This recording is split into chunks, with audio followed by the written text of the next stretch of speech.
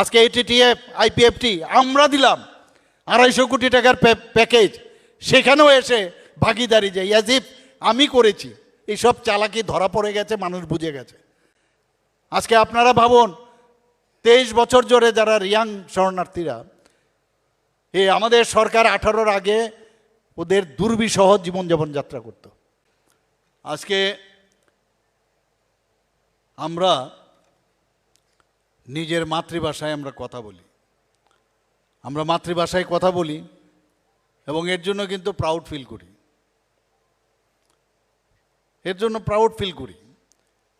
এতে কোনো অসুবিধা নেই, যার যার মাতৃভাষায় যদি যে বক্তব্য রাখবে, এতে করে কিন্তু ওই যে সেখানকার লিডার কিন্তু সে হতে পারে।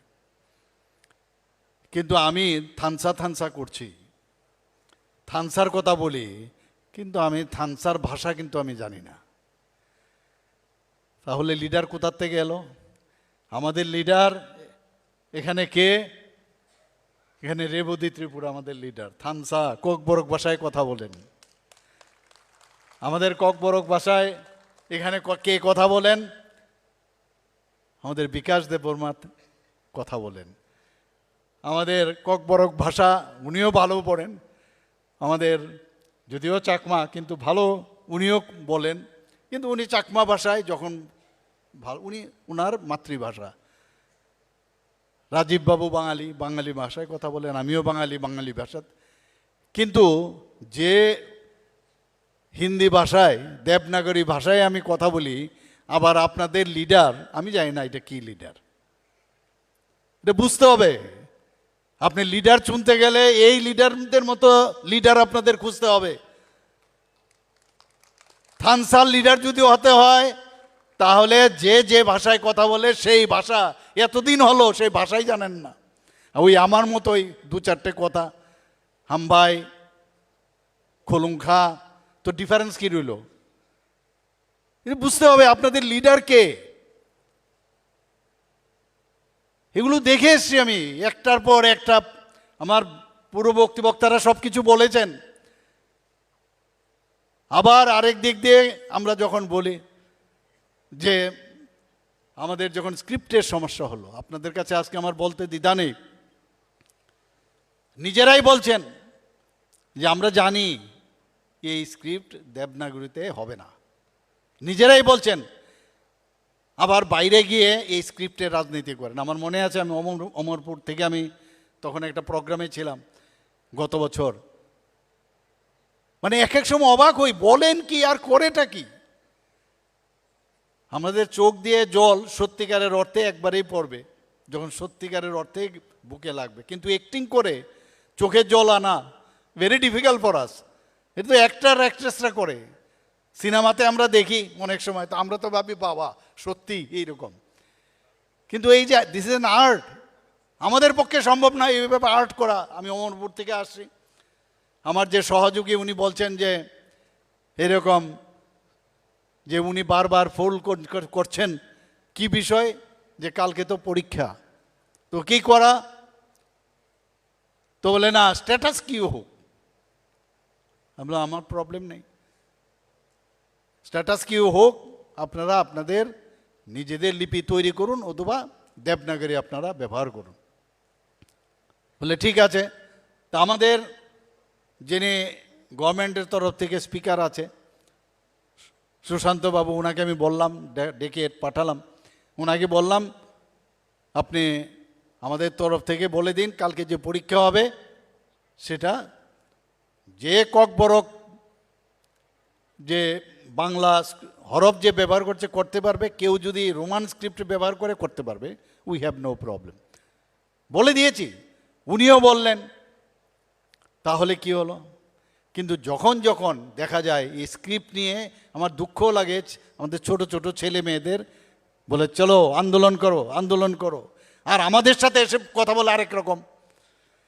তো এক সময় দেখি আর কি যে কি বলে আর কি করে। এতদিন ধরে বলছে আমি মুখ্যমন্ত্রী হতে চাই না, কিন্তু নেক্সট মুখ্যমন্ত্রী কে হবে? ট্রাইবাল মুখ্যমন্ত্রী হবে। এবং থানসার মুখ্যমন্ত্রী হবে, আমি হতে চাই না।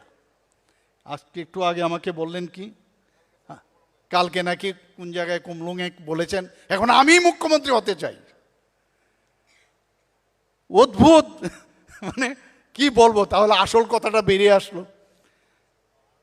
তো এইভাবে কতদিন মানুষের সাথে প্রতারণা করবে? আমাকে হঠাৎ করে একবার ফোন করলেন কি যে আমি তো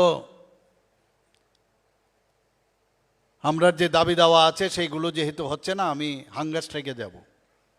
আরে হাঙ্গার স্ট্রাইকে আপনি যাবেন? আনটু ডেথ। আমাকে ফোন করলেন যে মুখ্যমন্ত্রীজি এরকম, আমি তো মানে কালকে আমরা তো বসে যাচ্ছি সেই বড়মোড়া পাহাড়ে হাতাই কোতরে, তা আমি বললাম আপনাকে কে বলেছে এইসব ঘোষণা দেওয়ার জন্য? বললাম আমি তো মরে যাব। আরে তা আপনাকে কে বলেছে এই ধরনের হাঙ্গার স্ট্রাইক করার জন্য? এবং ওনার বহু জায়গা থেকে আমাকে বলছে আরে ऐसा ऐसा হ্যাঁ তাড়াতাড়ি করুন কিছু একটা।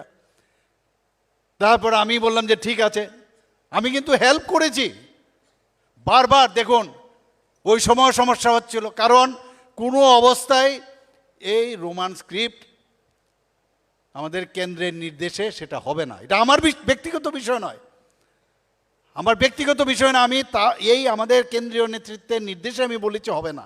ওনারাও জানেন। একবার সেটা গেল, তারপরও সে একই প্রেশার ইত্যাদি ইত্যাদি সবসময় কন্টিনিউয়াস।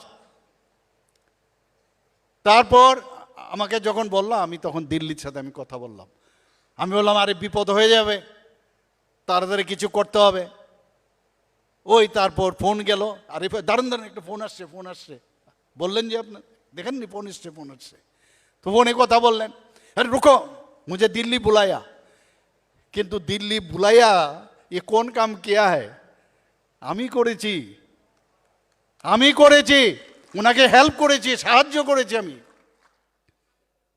গেলেন দিল্লি যাওয়ার পরে যাই হোক এটা আমাদের মৌ হয়েছে, সেখানে একটা অ্যাকর্ড হয়েছে। অ্যাকর্ডের মধ্যে কি লেখা আছে?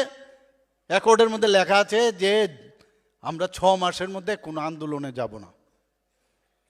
তুমি ডে 1 থেকে এই স্ক্রিপ্ট নিয়ে ছেলেদের বসিয়ে দাও, যখনই বিধানসভা থাকে বসিয়ে দাও। কখনো পুষ্পবন্ত প্যালেস নিয়ে গন্ডগোল করো, কখনো 14 দেবতার বাড়িতে প্রবলেম নিয়ে এখানে ডেভেলপমেন্ট করতে যাচ্ছি আমরা, কাদের জন্য? সবার জন্য। সেখানে মানে সব জায়গার মধ্যে কিছু না কিছু একটা প্রবলেম। এই যে হিন্দিওয়ালা থানসার এই যে একটা প্রবলেমেটিক যে ত্রিপুরার জন্য, আমি দুঃখ হয়। এখন বলছে যে আমাদের দাবি দেওয়া কেন মানা হচ্ছে না, এতদিন কেন? আরে তুমি আমাদের কার্যকর্তাদের মারবে পিটবে, তাহলে কি করে হবে? প্রধানমন্ত্রী মন কি বাত অনুষ্ঠানের আমাদের জনজাতি যারা ইভেন একটা বড় টিভিও নেই, মোবাইলের মধ্যে দেখছিল, তাদের ঘরের ভিতর গিয়ে মারধর করেছে, আপনারা সবাই জানেন। ওনারা বলছেন তা আমি তো বারবার মানে আমাদের সরকারের উনি যেরকম বলেন আমি খালি বলতে থাকে আমি ইসকো ইয়ে বানায়া, আমি উসকো ও বানায়া, আমি উসকো ইয়ে বানায়া। আমাদের ভারতীয় জনতা পার্টির মধ্যে আমির শব্দ নেই, আমাদের এখানে সর্বসম্মত সিদ্ধান্ত হয়। এটা রাজতন্ত্র না, এখন গণতন্ত্র।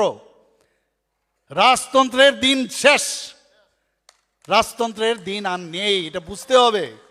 গণতন্ত্র হচ্ছে আসল। আমি এক সময় দুঃখ লাগে, এই যে চ্যালেঞ্জ বলে কিছু প্রিন্সিপাল লাগে। চ্যালেঞ্জ করতে গেলে নিজের হৃদয়ে আগে বুঝতে হবে যে আমি ঠিক পথে আছি, আমি যা বলি সত্য কথা বলি কি না। কালকে চ্যালেঞ্জ বলছে,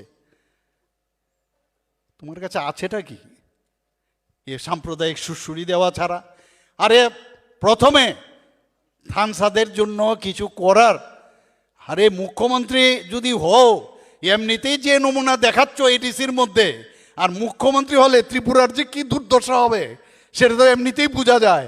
যে হারে লুটপাট এই সামান্য একটা এডিসির জন্য আর কি হবে সেটা তো অলরেডি মানুষ পিকচার দেখ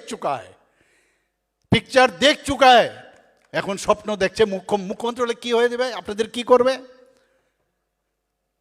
এক একজন যারা ফরেন ট্রিপ বিভিন্ন জায়গায় যাচ্ছে, এরপরে আমার তো মনে হয় ওই চন্দ্রালোকে যাবে, তারপর থেকে চন্দ্রালোকে যাবে না আর এসে বড় বড় কথা বলবে। আজকে ভারতীয় জনতা পার্টির আসার কারণে ওনাদের চেহারা কিন্তু দেখা যাচ্ছে, ওনাদের চেহারা দেখা যায়। বিভিন্ন জায়গায় চেষ্টা করেছে, সবচেয়ে বেশি আমার মনে আছে থানার মধ্যে গিয়ে একটা ছেলেকে মেরেছে। সে কে ছিল? ও তো থানসারই ছিল। থানার ভিতর ঢুকে একজন ছেলেকে মেরেছে কিনা মনে আছে আপনাদের ফটোটা? তাহলে থানসা ছিল, তখন থানসার কথা মনে ছিল না। আজকে আমাদের এক থানসার কথা খুব মনে পড়েছে, সে হচ্ছে আমাদের আগামী দিন মনোনীত প্রার্থী আমাদের যে রামপদ জমাতিয়া, খুব সুন্দর করে ওনাকে ধন্যবাদ দিলেন। আর তখন থানসার কথা মনে হয়নি। এখন গদ্দার থানসা বেরিয়ে গেছে আবার আরেকটা নতুন। তখন থানসার কথা মনে হয়নি। বারবার বলছি, এক এক সময় বলে আমি ভুল করছি, বুঝতে পারি না কি হবে, কারণ এইভাবে চলে না, একক চিন্তাধারায় চলে না। আপনি আসুন, ভালোভাবে কথা বলুন। আমি তো বারবার বলছি you are our partner, Motha is our partner, IPFT is our partner. আমি এর মধ্যে কোনো দ্বিমত নেই, কিন্তু এর অর্থই না যে আমাদেরকে একটা ঠেলা গাড়ি দিয়ে একটা বড় ট্রাককে ধাক্কা দেবে। হয় এটা কোনোদিন সম্ভব হয় না এটা। তো এই ধরনের বিভিন্নভাবে চতুরাতেমি করে, আর এই ধরনের কথা খালি ওই দেবনাগরীর হিন্দি ভাষা দিয়ে গলার নাড়ি ফুলিয়ে ভাষণ, ওইগুলো মানুষ বুঝে গেছে, কাজের কাজ কিচ্ছু হবে না, অষ্টরম্বা। আমাদের সরকার এই কারণে আপনারা আসছেন কেন? একটা বিশ্বাস এসছে মোদিজির উপরে, আপনাদের বিশ্বাস এসছে, তবেই তো আপনারা এসছেন। আপনারা বুঝতে পেরেছেন আমাদের যদি উন্নতি হতে হয়, আমাদের উন্নয়ন যদি হয়, আমাদের আজকে সমস্ত জায়গায় আপনারা দেখেছেন যে মাননীয় প্রধানমন্ত্রীজি আসার পর জনজাতিদের যেভাবে উন্নয়ন হচ্ছে, ওনাদের জন্য যেভাবে চিন্তা ভাবনা করছেন আপনারা, আমরা শুধু কথাই নয় কাজের মাধ্যমে আপনারা দেখবেন। ত্রিপুরার ইতিহাস আমার জানা নেই, আমাদের 12 জন মন্ত্রী, 12 জন মন্ত্রীর মধ্যে 5 জন জনজাতি। একবার ভাবুন আপনারা, আমি জানি না আগে কোনোদিন হয়েছে কিনা। আমাদের টিপিএসসির চেয়ারম্যান একজন জনজাতি, আমি বানিয়েছি, আমি মানে আমাদের সরকার বানিয়েছে। আজকে আমাদের ওখানে আরেকজন, 3 জনের মেম্বার, এখানে একজন মেম্বার উনিও জনজাতি মহিলা। আমরা কথা শুধু না, কাজের মাধ্যমে আমরা সেই কাজটা করি। আর এর আগে আমার পূর্ববর্তী বক্তা আমাদের প্রেসিডেন্ট সাহেব অলরেডি বলেছেন যে এবার স্পিকারও আমরা জনজাতি মনোনয়ন দিয়েছি, আমরা সেটাও হবে। একের পর এক আমরা কাজ করছি বন্ধুগণ। আপনারা যদি সত্যিকারের অর্থে আপনারা যদি চান যে আগামী দিন জনজাতির উন্নয়ন হোক, আর মিথ্যা, এবং আমি জানি না এই ধরনের কি ধরনের মাথার মধ্যে কি মানে যে থট প্রসেস, ব্রেনের যে থট প্রসেস, কি ধরনের থট প্রসেস করে যে না এইভাবে মিথ্যা কথা বলা, মাঝে মাঝে উত্তেজিত হয়ে কথা বলা, মাঝে মাঝে চোখ টিপ দেওয়া, এইটাই নাকি রাজনীতি। এর জন্য অনেক সময় আমাকে বলেন যে আমি নাকি রাজনীতিবিদ না। তা আমি যদি রাজনীতিবিদ না হই তাহলে আপনাদের মতো আপনারা যেভাবে রাজনীতি করেন আমি এইভাবে রাজনীতি করতেও রাজি না। আমরা মোদিজি আমাদের গুরু, মোদিজির উপর ভিত্তি করে মোদিজি আজকে সারা পৃথিবীর মধ্যে মোদিজির অ্যাকসেপ্টেন্স আছে কি না? তো সেই জায়গার মধ্যে আমরা উনি যেভাবে আমাদের দেশকে চালাচ্ছেন, মানুষের বিশ্বাস এবার ভারতীয় জনতা পার্টির সরকার সেখানেও হবে। আর এই রিসির মধ্যে তো হবেই।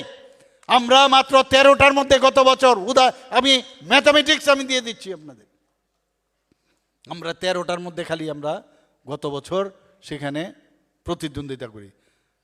11টার মধ্যে মেইন, আর 2টো আমরা আইপিএফটির সাথে আমরা শুধু বন্ধুত্ব পূর্ণভাবে আমরা সেখানে প্রতিদ্বন্দ্বিতা করি। আমরা এই যে 13টার মধ্যে আমরা কটা পেলাম? 9টা। এখন আমাদের টোটাল 10টা, আবার 9টা হয়েছে, একজন আবার চলে গেছে, কারণ প্রলোভন দেয়।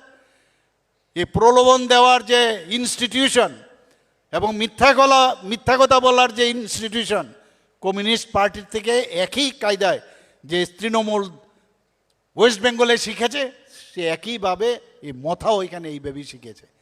আমি ওনাদেরকে বলবো, এখনো সময় আছে। মানুষ যখন আপনাদের দিকে ধাবিত হবে, আপনারা কোথায় যাবেন আপনারা কিন্তু টের পাবেন না। মিথ্যার আশ্রয় নিয়ে মানুষকে বেশি দিন ঠকানো যায় না। মিথ্যা বলে লাভ হবে না। মানুষের জন্য চিন্তা করুন, মানুষের জন্য কাজ করুন, তবেই মানুষ আপনাদেরকে অ্যাকসেপ্ট করবে। আমরা ওয়ার্ল্ড ব্যাংক থেকে আমরা জনজাতিদের উন্নয়নের জন্য 1400 কোটি টাকা আমরা নিয়েছি। ট্রেসপের মাধ্যমে, এখানে মাননীয় মন্ত্রী আছেন, ট্রেসপের মাধ্যমে শুধু জনজাতি উন্নয়নের জন্য আমরা কাজ করছি। মনে আছে তো আপনাদের সবার? এখানে আছেন, লিডার আছেন এখানে। আমাদের সরকার আসার পর আজকে আমরা এখানে 800 কোটি টাকার প্যাকেজ দিয়ে ওনাদের থাকার ব্যবস্থা, ওনাদের রাস্তাঘাট, শিক্ষা, সব ব্যবস্থা আমরা করেছি।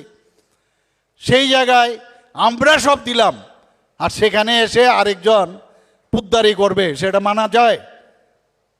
মানা যায় না। এগুলো মিথ্যা, ওই একই প্রলোভন দিয়ে। যত বেশি আমাদের দিকে আঙ্গুল তুলবেন তত কিন্তু আরো অসুবিধা হবে, আমি এতটুকু বলে রাখছি। খালি শুরু করলাম, চ্যালেঞ্জ বলেছে তো, চ্যালেঞ্জ আমরাও দেখব কিভাবে চ্যালেঞ্জ দিতে হয়। আমরা জানি, কারণ আমাদের কাছে সেই সৎ সাহস আছে।